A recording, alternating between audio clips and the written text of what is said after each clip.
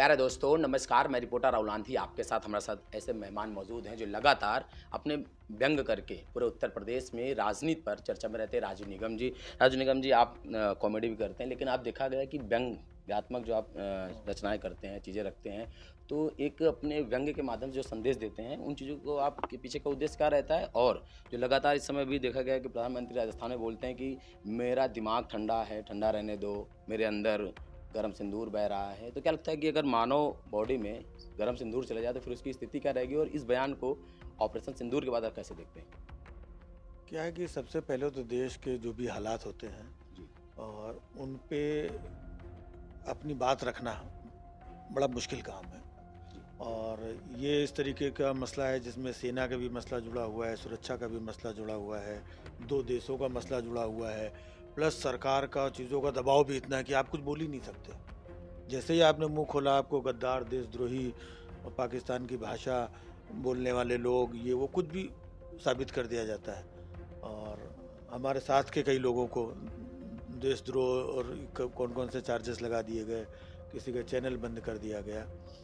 तो ऐसे दौर में लेकिन हमें अपनी बात भी कहनी है, तो हमको फिर अपनी बात कहने के लिए कि जैसे इतना सब कुछ हुआ, सब कुछ होने के बाद जो सीज़ फायर हुआ, सीज़ फायर से हमारे देश के लोग संतुष्ट नहीं है, क्योंकि एक तरफ बोला गया कि सेना को खुली छूट है और दूसरे दिन बाद सेना का हाथ पकड़ लिया। और ये यार ये कैसी खुली छूट है?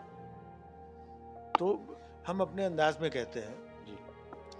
वो पुष्पा फिल्म का एक डायलॉग नहीं कि पुष्पा सुनकर नाम सुनकर के फ्लावर समझा है क्या? फ्लावर नहीं, फायर है मैं। तो मैंने अपने अंदाज में ये बात बोली कि झुकेगा साला, क्योंकि मैं फायर नहीं सीज फायर है। तो सीज फायर क्या हुआ? उसके बाद में बहुत सारी बातें हुई। जो प्रधानमंत्री जी के हम भाषण सुनते हैं तो मेरे नज़रिए से बहुत सारे लोग बोल नहीं पाते हैं। ये क्या तरीका है? मेरी रगों में गरम सिंदूर बह रहा है। पूरे ब्रह्मांड में जितने भी जीव जंतु मनुष्य हैं, सबके उसमें खून बहता। ब्रह्मांड में एक अकेले आदमी है जिनका गरम सिंदूर बह रहा है। और ये सिंदूर जब बारूद बन जाता, अंदर अगर सिंदूर बह रहा हो, बारूद बन जाए तो सबसे पहले तो वहीं फटेगा। तो ये डायलॉग बाजी है। तो मुझे तो लग रहा है कि इनके जो डायलॉग है, जो मिथुन चक्रवर्ती की फिल्म का डायलॉग लिखता था, उसी को हायर किया है इन्होंने। तभी तो ऐसे डायलॉग निकलते हैं। जब साइकिल के पीछे बंदूक की धड़ाधड़ से बस बज जाती बस वही है। तो ये क्या है कि हमारी रगों में गरम सिंदूर बह रहा है। कल को ये कुछ भी बोल सकते हैं, सिंदूर बोल रहे हैं। कल कोई बोल सकता है हमारे कानों में लटके हुए झुमके झमझमा रहे हैं, हमारे पैरों में बंधी हुई पायल पलपला रही है, हमारे गले में लटका हुआ मंगलसूत्र मंगला रहा है। क्या यार, ये ताली बजाने के लिए फिल्मों वाले डायलॉग हैं जिसमें पब्लिक कुछ भी सुन लेती है, ताली बजाती है। सामने जो पब्लिक थी वो भी ताली बजा रही थी, वो भी ताली मोमबत्ती बजाने जला रही थी। हम लोग तो कलाकार लोग हैं ना, हमें तो मालूम है ना कि ताली किन डायलॉग्स में, वो किस तरीके के प्रेजेंटेशन से, वो किस तरीके को उससे तालियां बजती हैं, कौन सी गंभीर बातें होती हैं, कौन सी संजीदा बातें होती हैं। तो अब ये जो कुछ भी हुआ, हम बाकी चीज़ों पे टीका टिप्पणी नहीं करते हैं, लेकिन पोस्ट सेशन जो है, माहौल बनाने के लिए इस तरीके के डायलॉग बाजी की शुरुआत हुई है। अभी तो शुरुआत हुई है, अभी थोड़ा सा मामला और आगे बढ़ेगा। जैसे कुछ स्टेट्स के चुनाव आएंगे तो ये डायलॉग बाजी और बढ़ेगी, है ना। दूसरों को कहा जाता है कि ये मामला है, इसमें कोई राजनीति नहीं करनी चाहिए, ये करनी नहीं चाहिए, और खुद ही अपना टोपी और सेना वाली फ़ोटो लगा करके गली गली फ़ोटो छपवा करके घूम रहे हैं। ऐसा लग रहा है खुद मुंह से गोला डाल के यही सब करके आए हैं। और हर जगह कि सेना का शौर्य है, सेना की कहीं फ़ोटो ही नहीं है, फ़ोटो इनकी लगी है, सबसे बड़ा सैनिक यही है। तब हम लोग अपने हास्य व्यंग्य के माध्यम से सवाल करते हैं, खड़ा करते हैं, ताकि लोग समझें कि किस तरीके से असली मुद्दों को छिपा करके और सेना के पीछे जा कर के छिप जाना, ये सब चल रहा है। अभी रेलवे के टिकट्स में देखा गया कि ऑपरेशन सिंदूर, फिर नरेंद्र मोदी के एकदम हेड्स ऑफ करते हुए फोटो लगा दी गई। और जिस प्रकार से कोविड के समय में अपनी फोटो लगा दी हाँ, गई, ये तो लगा कहीं कुछ पे लगा कैसे सकते हैं, अभी कुछ नहीं, यहाँ पे अपनी फोटो लगाइए रेलवे की टिकट में हम्म, और सर्टिफिकेट में। इनका बस चलेगा तो टॉयलेट पेपर में बाथरूम में उसके अंदर भी फोटो चिपका देंगे कि आप वहाँ पर जाओ, जैसे टॉयलेट निकालो तो सबसे पहले इनके दर्शन करो। तो कोई भी पेपर और पंपलेट और जगह, इनको प्रचार से मतलब है, प्रचार जीवी हैं, प्रचार के भूखे लोग हैं। तो बाकी सब दुनियादारी अपनी जगह पर, हमारा प्रचार चलता रहे पेपर में, होर्डिंग में, रेलवे के टिकट में, और जो भी जगह बची होंगी वहाँ पर भी, सब जगह। कल तिरंगा यात्रा सौर सौर तिरंगा यात्रा निकाले थे, तो हमने उनके विधायकों से पूछा भारतीय जनता पार्टी के कि आपकी रगों में क्या बह रहा है, सिंदूर की खून? तो लोगों ने कहा खून। तो फिर हमने से पूछा कि क्या आपकी वैचार की तालमेल नहीं खा रही है? हाँ। तो फिर आपको क्या लगता है कि आपके रगों में क्या है, खून है या फिर जो इस देश के प्रधानमंत्री मैं कह रहे हैं कि- ऑर्गेनिक आदमी हूँ और ईश्वर का बनाया हुआ, जैसे ईश्वर ने सबको बनाया, हमें साधारण तो ईश्वर ने जो बनाया है, हमारे सर पे बाल है ना, हमारे हाथों में नाखून है, रगों में खून है ना, बाकी जो सिस्टम है हमारा वैसे ही है। हमारे पास कोई एक्स्ट्रा ऑर्डर दे के हमने कुछ नहीं बनवाया है कि अंदर का खून निकलवा करके आज तो गर्म सिंदूर बह रहा है, कल को कहीं पर माहौल है कुछ ऐसा हो जाए और लस्सी बहलाने लगेंगी। आज आज आज हमारे अंदर ठंडी लस्सी बह रही है, किसी दिन का वो गर्म चाय बहने लगे, है ना, किसी दिन आज ब्लैक कॉफ़ी बहेगी। तो वो तो उनका मसला, वो कुछ भी कभी भी बहा सकते हैं। आज कुछ नहीं बहने को है तो आज भाइयों बहनों में थोड़ा सा आंसू ही बहाऊंगा,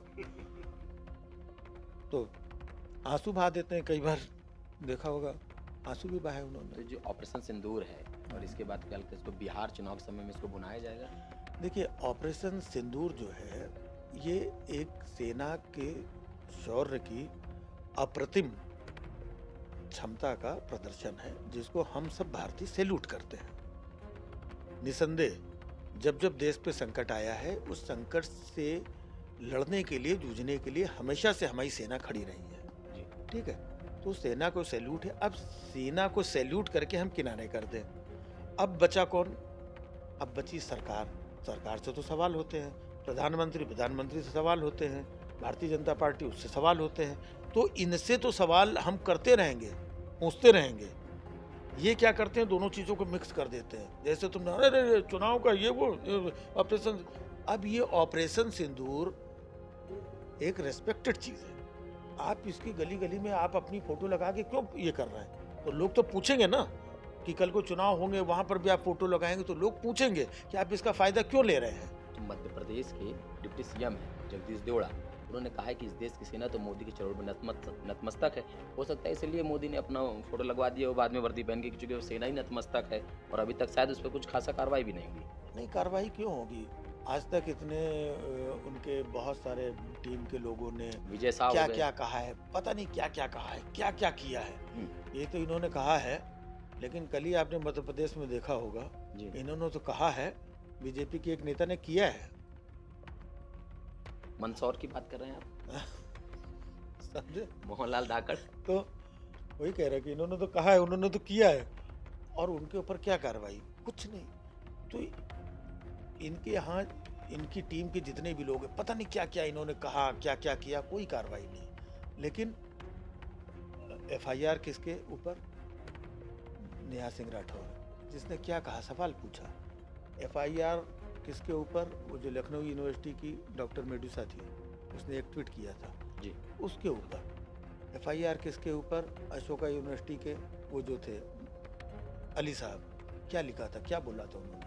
जबकि उन्होंने तो स्पष्ट किया था अपने ट्वीट में सब कि वही सेना मैं से कह- सवाल नहीं। मैं वही कह रहा हूँ, स्पष्ट करने के बाद तो जो उनके साथ नहीं है वो सब देशद्रोही है, गद्दार है, तुरंत एफआईआर है। और जो इनके साथ में है वो भले हाईवे पे रात में फिल्म शूट करे अपनी, है ना, और कुछ भी झूठ बोले, और कुछ भी कर्नल सोफिया के बारे में कुछ भी बोले, सेना के बारे में कुछ भी बोले, किसी के बारे में कुछ भी बोले, उनके ऊपर कोई कार्रवाई नहीं। ये पूरा देश देख रहा है। जब इतना खुला खुला हम स्पष्ट तरीके से देख पाते हैं कि इन्होंने अपने लोगों को हमेशा, यहाँ बनारस में पिछले साल कांड हुआ था, है ना, तो लड़के भाग गए, महीनों पकड़े नहीं गए, बड़ा दबाव बना तो पकड़ेगा, बाद में सब छोड़ भी दिए आईटी गए। सेल के लड़के तो दूसरा बनारस हिंदू दूसरा यूनिवर्सिटी। कांड, तो इनके लोग ये हो गए और बाकी लोग जो है अंदर है। तो हमारी जो खिलाफत है, हमारी लड़ाई है, वो इसी चीज़ को लेकर के कि देश के लोकतंत्र को ख़त्म करके आप अपनी मुट्ठी में आपके आदमी कुछ भी करें चलेगा। तो ये कौन सा न्याय हुआ? आपके अपने आदमियों को बचा लिया और दूसरे के किसी छोटी-मोटी चीज़ में अंदर कर दिया। तो ये संघर्ष चल रहा है और आज़ादी का संघर्ष बहुत लंबा चला था। तो जब हम किसी ऐसे लोगों के चंगुल में फंस जाते हैं, जैसे अंग्रेज़ों के चंगुल में फंस गए थे। कभी आप चंबल में डाकुओं का आतंक था, बड़ा वक्त लगा चंबल को मुक्त कराने में। तो हम अपनी लड़ाई चीज़ें अपने सवालात लगातार करते रहेंगे और इस कुव्यवस्था से अपने प्रदेश को, देश को शीघ्र ही इससे मुक्त कराएंगे। एक हम जो शिकंजे में फंसे हुए हैं, यहाँ से निकलेंगे। उत्तर प्रदेश की बात कर लेते हैं तो लगातार डीएनए, समाजवादियों का डीएनए बताते रहते थे ब्रजेश पाठक जी। फिर एक दिन समाजवादी पार्टी के ट्विटर हैंडल की तरफ से उनके डीएनए पर सवाल आ गया कि आपका डीएनए तो सोनागाछी और जीबी रोड से मिलता जुलता है। तो इसके बाद से फिर एक से मामला गरमाया हुआ है और देखा गया कि लखनऊ में कुछ पोस्टर लगा दिए गए कि वो ब्रजेश पाठक का अपमान नहीं, सारे ब्राह्मण समाज का अपमान होगा। तो इस डीएनए वार जो चल रहा है, इधर पोस्टर वार चल रहा है, इसको कैसे देखते हैं? नहीं, डीएनए का क्या है, देखो कई बार क्या होता है, जैसे हॉस्पिटल है, हॉस्पिटल में डॉक्टर्स होते हैं जी मेन। अब डॉक्टर्स के अलावा बहुत सारा स्टाफ होता है ना। कुछ मेडिकल स्टोर वाले होते हैं, कुछ सफाई कर्मचारी होते हैं, कुछ दूसरे स्टाफ होते हैं। तो हर कोई अपने आप को डॉक्टर समझता है वहाँ पे। रेडियोलॉजिस्ट भी अपने को रेडियोलॉजिस्ट भी, चलो उसका तो कोई काम है। तो ऐसे ही स्वास्थ्य मंत्री ने भी अपने आप को डॉक्टर समझ लिया है। जो यूरिन टेस्ट करने लायक नहीं है, स्टूल टेस्ट करने लायक नहीं है, वो डीएनए टेस्ट कर रहे हैं, है ना।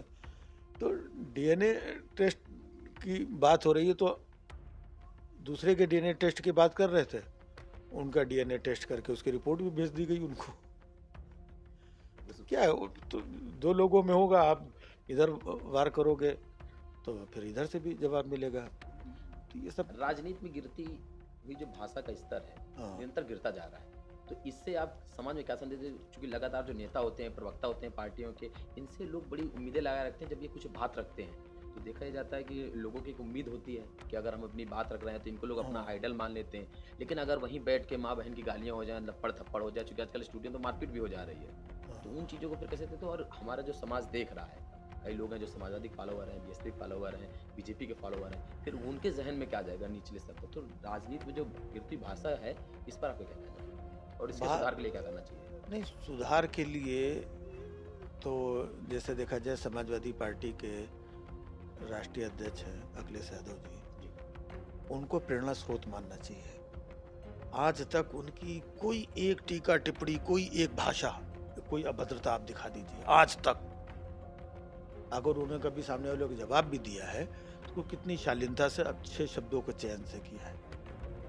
तो मीडिया के सामने, मीडिया ने तमाम क्रॉस क्वेश्चन भी किए तो भी उनको शालीनता से जवाब दिया है। राहुल गांधी जी, पूरे देश के लोग उनके ऊपर क्या क्या टीका टिप्पणी करते हैं, लेकिन उन्होंने कभी कोई अभद्रता नहीं की। ये अभद्रता और गंदी भाषा बोलने वाले ये छोटे लोग हैं, ये धोखे से, छल से, कपट से वहाँ पर बैठ गए हैं, लेकिन इनको भाषा के संस्कार नहीं है। अब वहाँ पर बैठ गए तो अब उनको समझ में नहीं आ रहा, तो कुछ भी अभद्रता कर रहे हैं। तो जो अच्छे लोग हैं उनको आदर्श मानना चाहिए, और जो इस तरीके से अभद्र भाषा वाले लोग हैं, तो जनता और समाज में क्या मैसेज जाएगा? तो जनता और समाज को ही इनको उखाड़ के फेंकना चाहिए कि चलो भाई, तुम लोग बाहर निकलो, इस तरीके से अभद्र भाषा का इस्तेमाल करते हो, समाज को खराब कर रहे हो, दूषित कर रहे हो। तो जनता पे भी निर्भर करता है कि इन जैसे लोगों को निकाले, और समाज में जो अच्छे लोग हैं, जो समाज सेवा कर रहे हैं, लोगों की भावनाओं को समझते हैं, लोगों के सुख दुख को समझते हैं, लोगों के साथ ऐसे बहुत सारे नेता हैं जो अपना समय, वक्त, अपनी चीज़ें त्याग करते हैं जनता के लिए, अच्छी भाषा का इस्तेमाल करते हैं, प्रेम से सबसे मिलते हैं, है ना। आपके क्षेत्र में भी ऐसे नेता होंगे जी। तो ऐसे नेताओं को बढ़ावा दें, ऐसे नेताओं को आगे लेकर के आएँ, और जो उस तरीके के दूषित मानसिकता के लोग हैं उनको किनारे कर। मेन स्ट्रीम की मीडिया को लेकर एक टिप्पणी बचा ही नहीं है, बचा ही नहीं तो उसके ऊपर क्या टिप्पणी की जाए। बहुत धन्यवाद सर।